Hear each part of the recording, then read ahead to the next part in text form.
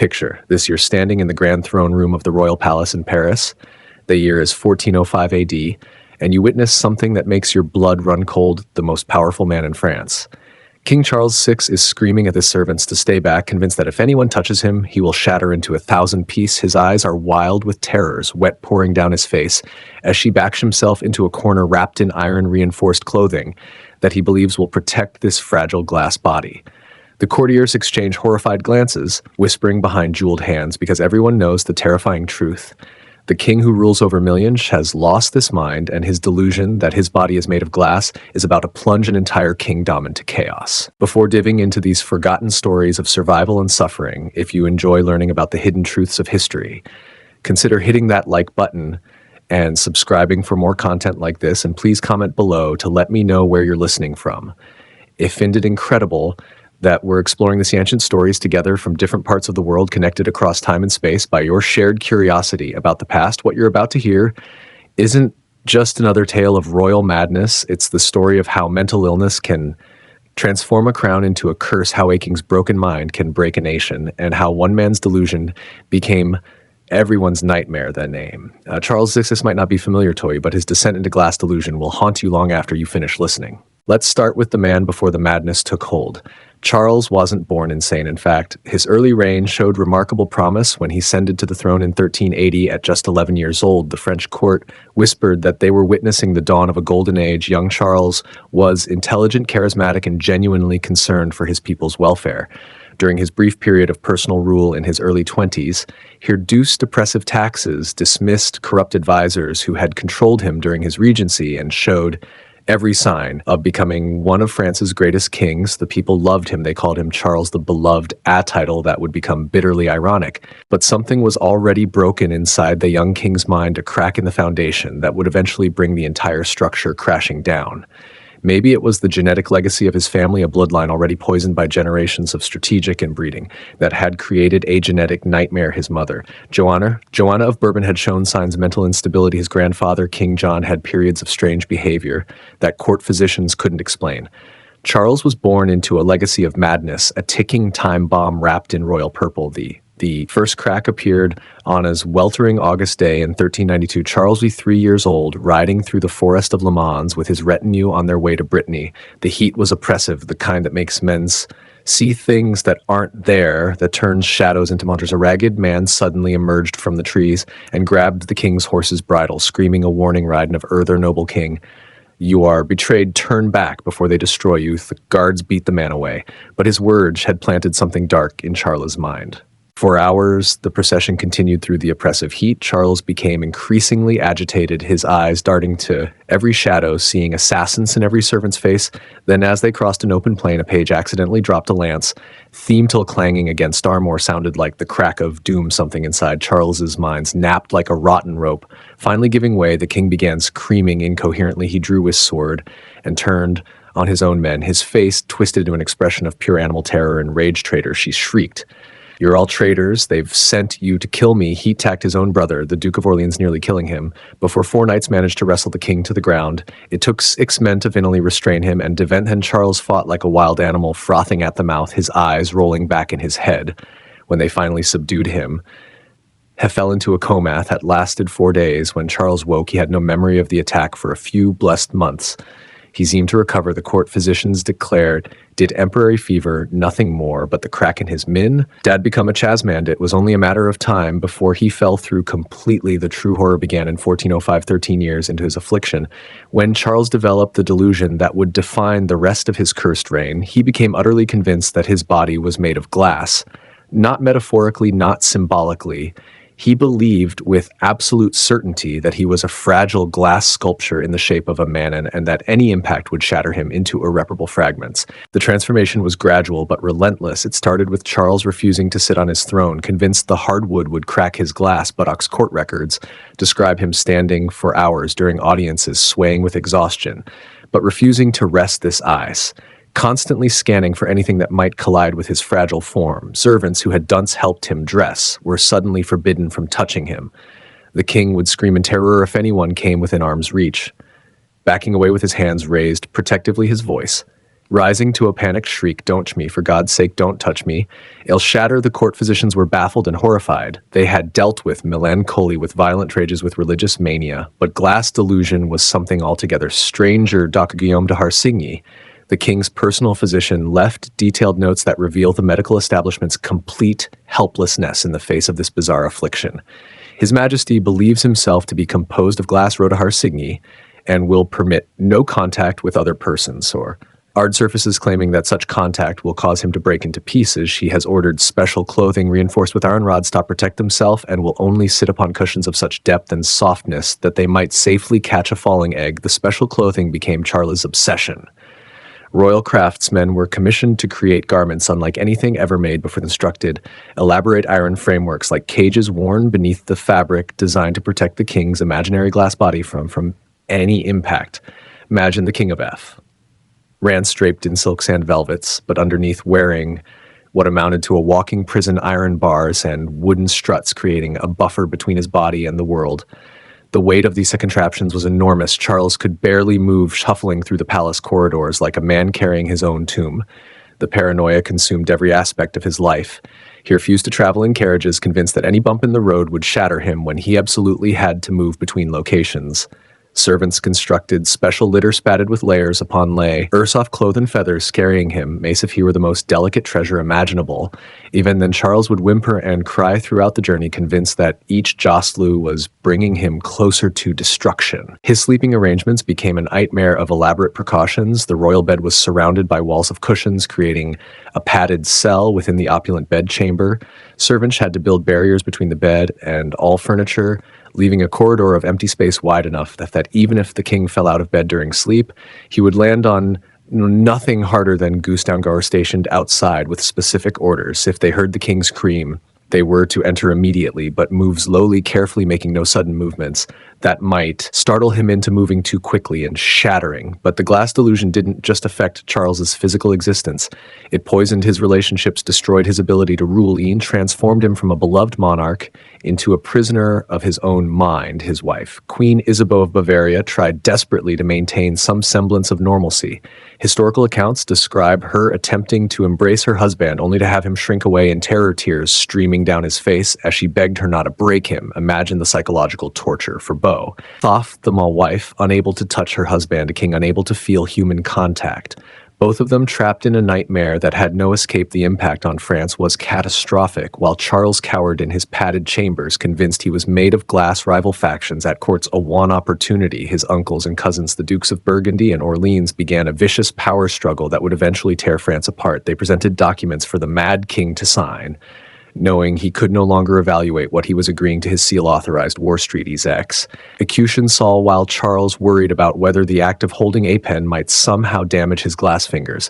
The common people who had once called him Charles the Beloved now whispered that he was Charles the Mad, but they didn't understand that the madness was worse than simple insanity. It was a specific cruel delusion that made every moment of the king's existence a waking nightmare. Imagine living for 30 years, believing you could shatter at any moment. Imagine the constant state of terror, the way every sound would make you flinch, every movement of R would feel like a threat. The medical treatments inflicted on Charles were perhaps worse than the disease. The physicians of medieval France had no concept of mental illness. As we understand it, they believed madness was caused by an imbalance of humors, by demonic possession, by curses and sins. So they subjected the king to treatments that would be classified as torture by any modern standard. They performed blooding, draining pints of his blood in the belief that it would rebalance his humors. They applied burning irons to his skull to let out the evil vapors. Causing his delusion, they forced him to drink concoctions made from ground pearls, powdered gold, and rare herbs that were supposed to cure insanity, but only made him violently. Alone, particularly horrific treatment involved heating the king's shaved head with hot coals, then drilling small holes in his skull to allow the corrupted thoughts to escape. Charles screamed throughout the procedure, convinced that the drilling was shattering his glass skull from the inside out. The physicians noted with satisfaction that he seemed calmer afterward, but only Biek. Also, the trauma had left him in a dissociative state, barely aware of his surroundings. There were brief periods of lucidity, cruel windows of clarity, when Charles would suddenly remember who he was and understand what he had become. Court records describe these moments as heartbreaking. The king would weep uncontrollably, asking what had happened. during his madness, learning about the civil wars that had erupted the territory lost to England, the suffering of his people, and then sometimes within hours, sometimes within days, the glass delusion would descend again like a fog, and he would retreat back into his fragile fantasy world. During one of these lucid periods, Charles met with his physicians and pleaded with them, "Kill me." He reportedly said, you cannot cure me than in this torment, he would rather be dead than live as a thing of glass forever on the verge of breaking." But the physicians couldn't grant his request. He was the king in regicide, even mercy killing was unthinkable. So Charles lived on trapped between periods of awareness of his condition and periods of absolute conviction in his glass nature. The delusion affected his relationship with his children in particularly tragic ways. Charles added 12 children, but the glass delusion prevented him from forming normal bonds, with most of them his daughter. Catherine would later become Queen of England, married to Henry Van. Her memoirs mention a father-she-bare-leaning figure who screamed when she tried to hug him as a child, his son. The Dauphin Charles would eventually become Charles II, but his childhood memories were of a father who couldn't hold him, couldn't play with him, could only watch from behind barriers of cushions as his song grew up, essentially fatherless. The most disturbing aspect of Charles's glass delusion was how it became normalized within the court. After years of dealing with the king's madness, the elaborate precautions became routine. Servants thought nothing of spending hours arranging cushions before the king entered a room. Courtiers learned to conduct business while standing at a specific distance, never closer than 6 feet, speaking clearly so the king could hear without them needing to approach. Foreign ambassadors were briefed before audiences: "Do not extend your hand for greeting, do not make sudden movements. Speak softly and calmly, as if addressing a frightened animal." This normalization of madness had profound effects on French politics. When the English invaded in 1415 and won the crushing victory at Agincourt, Charles was having one of his episodes while French knights were dying by the thousands. Their king was locked in his chamber, convinced that the vibrations from distant battle might shatter his glass body. The defeat led directly to the Treaty of Troyes in 1420, which disinherited Charles's own son and made the English king heir of the French throne. Charles signed it during a lucid period, fully aware that he was destroying his family's legacy, but too broken by years of madness to care anymore. By the 1420s, Charles had become a ghost in his own palace. He would go 4 months without speaking, sitting motionless in his padded throne, staring at nothing. Sometimes he didn't recognize his own family. Other times he believed he was someone else. He entirely famously insisted he was Saint Denis and demanding that servants bring him his severed head. The glass delusion had evolved mutated into their delusions, each one stranger and more tragic than the last. There's a particularly heartbreaking account from 1422, just months before Charles's death. He was having a rare lucid day and asked to see his kingdom's accounts. When he learned how much money had been spent on wars fought in his name, on the elaborate precautions for his glass delusion, on the failed treatments, and the regional conflicts and the English invasion, he wept to have been the ruin of France. He said, "My madness has destroyed everything my ancestors built within Ho." First, the lucidity faded, and he was back to being the glass king, terrified of a touch that might shatter him. Charles VI died in October 1422 at age 53. He had reigned for 42 years, but for 30 of those years he had been functionally absent, lost in a labyrinth of delusions. Cause of death was listed as natural causes, but really he died of madness, of a mind so broken that it had destroyed not just a man, but an entire kingdom. His final words, according to the priest who administered last rites, were not prayers or final wisdom. They were Ada Riff. "I'd whisper, be careful, I'm made of glass, don't let me break." The glass delusion didn't die with Charles. Throughout the 15th and 16th centuries, dozens of documented cases appeared across Europe. There was a medieval craftsman who refused to leave his workshop, convinced that if he went outside the wind would shatter him. A Spanish nun who sat motionless for years, believing any movement would crack her glass limbs. Dutch merchant who had himself packed in straw for transport between cities, riding in a wagon specially designed to prevent any impact. The condition was so common that it became known as glass. Delusion in medical texts from the period discuss it as recognized form of madness. Modern psychiatrists studying Charles's case believe he suffered from a combination of schizophrenia and a condition called Ekbom syndrome, which causes sufferers to believe their bodies are made of fragile materials. The genetic component of his illness is undeniable. His bloodline was so corrupted by inbreeding that mental illness was almost inevitable. But what made his case unique was the intersection of severe mental illness and absolute power, a normal person.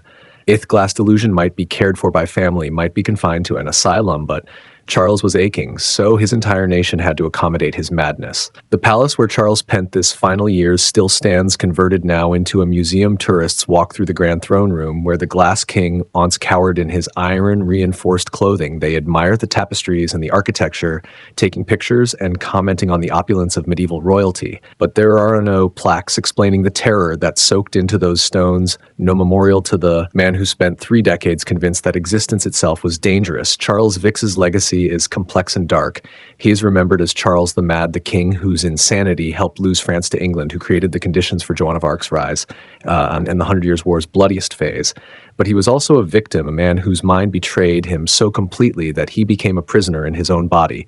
Convinced that he was made of the most fragile substance imaginable, his glass delusion represents something profound about the nature of power and mental illness. Here was a man who could command armies, who could sign laws affecting millions, whose word was literally law across one of Europe's most powerful kingdoms, but couldn't command his own. All that power, all that authority, all those thousands of servants and soldiers and subjects, and none of it could save him from the delusion that he would shatter at a touch. The most haunting aspect of Charles' story is how completely it was normalized. Servants who spent their days arranging cushions, courtiers who learned to conduct diplomacy at 6-foot distance, queen who couldn't embrace her own husband, children who couldn't hug their father, an entire court, entire nation organized around accommodating one man's delusion. It reveals how power can make madness seem almost reasonable, how systems can adapt to accommodate the most bizarre dysfunctions when those dysfunctions belong to the person at the top. In the end, Charles Vix's greatest fear was breaking, but the real tragedy is that they did greatly and irreparably. Not this imaginary glass body, but his mind, his relationships, his kingdom, his legacy. Everything broke, and unlike glass, none of it could ever be put back together. The Glass King lived in constant terror of shattering, but he was already shattered, had been from the moment that August day in the forest, when something fundamental inside him cracked. He just spent the rest of his life too mad to realize it. This story stands as a warning about what happens when mental illness meets absolute power, when an entire nation must dance around one man's delusions, when the person responsible for millions cannot be responsible for himself. The throne, reified to sit upon, remained empty for much of his reign. That empty throne became the perfect symbol of his legacy. Power, without presence, authority, without ability, a crown weighing on a mind too broken to be heir it. If you found this story as tragic and fascinating as I did, please like this video and subscribe for more forgotten stories from history. Comment below and let me know, have you heard of other historical figures who suffered from unusual delusions? Let's keep exploring these hidden corners of history together.